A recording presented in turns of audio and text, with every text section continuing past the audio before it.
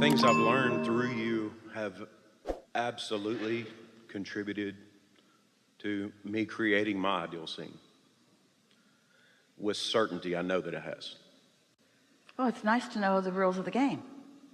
Just understanding that you get what you think about is a big game changer, isn't it? Yeah, absolutely. And then being able to have the awareness of when I do that, it feels like this, and when I do that, it feels like this, and when I feel like this is what happens. This is really good stuff to know. It feels amazing to know that we absolutely can create anything we can think of. And I'm very grateful for that. Here's my question. And I hoped one day I would actually be able to ask you this question. Oh, we're out of time. Here's my question. If we're certain that we do create our own ideal scene, our own reality, my question is, how can we collapse the time frame for that thought we put out there to the moment we're actually living that ideal scene? How can we shorten the length of time that it takes? Well, you gotta admit you want it too. Yeah. And I have identified just through reflecting, I've noticed a trend in my life that there's, for some reason, seems to be a 2 to 4 year lag based on things that I've created. Sometimes the lag is helpful, closing of the gap is helpful in that more contrast causes you to fill in more details.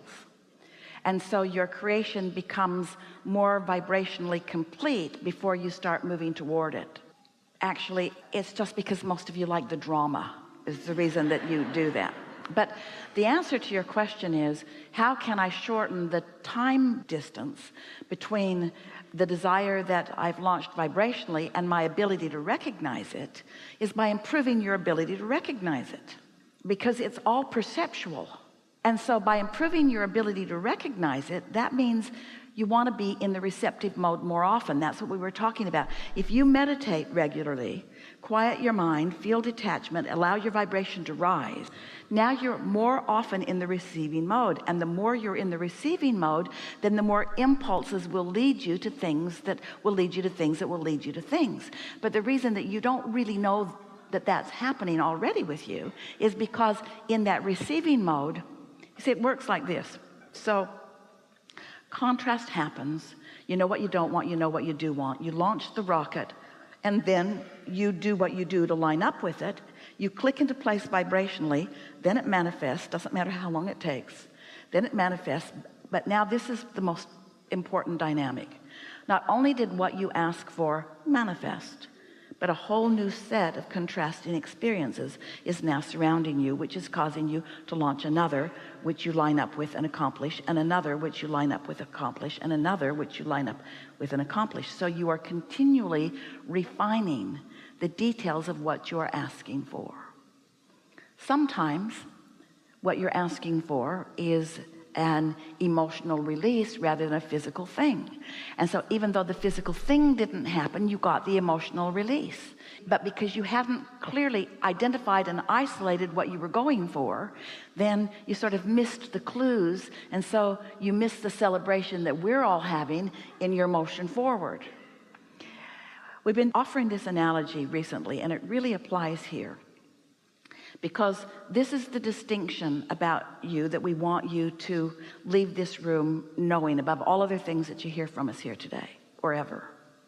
If you look at the manifested world today, it's easy to sort into piles of behavior and creation and having.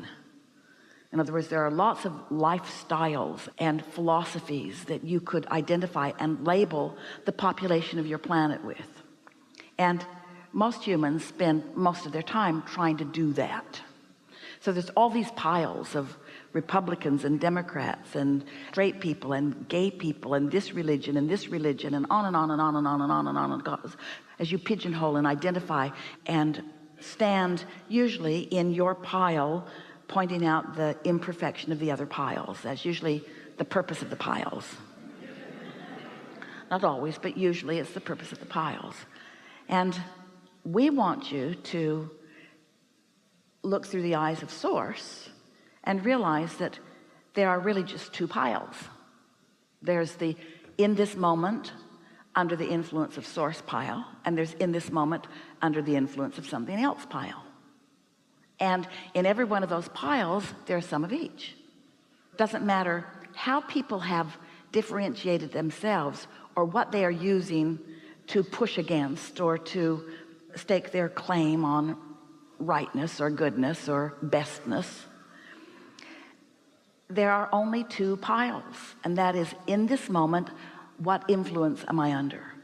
So when you think about that, and only that for just a little while, am I under the influence of my inner being or not? Which means, how do I feel? Am I lighthearted? Do I feel frisky and fun? Do I have love in my heart? Is love running down my cheeks? Am I funny? Do I have good timing? Am I glad to be alive? Am I eager to get out of bed in the morning? Am I tuned in, tapped in, turned on? Because when that is how you are mostly, then what happens is there is almost no time between the identifying of something wanted and the realization of it. Almost as fast as you can think it, something will come to evidence it. We, for a while, were playing games with you. We'd say, make a list of things that you're not worried about and just focus on them for a little bit and then watch how fast the universe brings those things to you. But if you take your issue that you've been working on for a long time, and that's what you focus on, then you bring your complicated issue forward. It's an issue, so you're not under the influence, and so it's a struggle, and so then it seems like it takes a really long time. And so here's the really powerful, important answer to your question.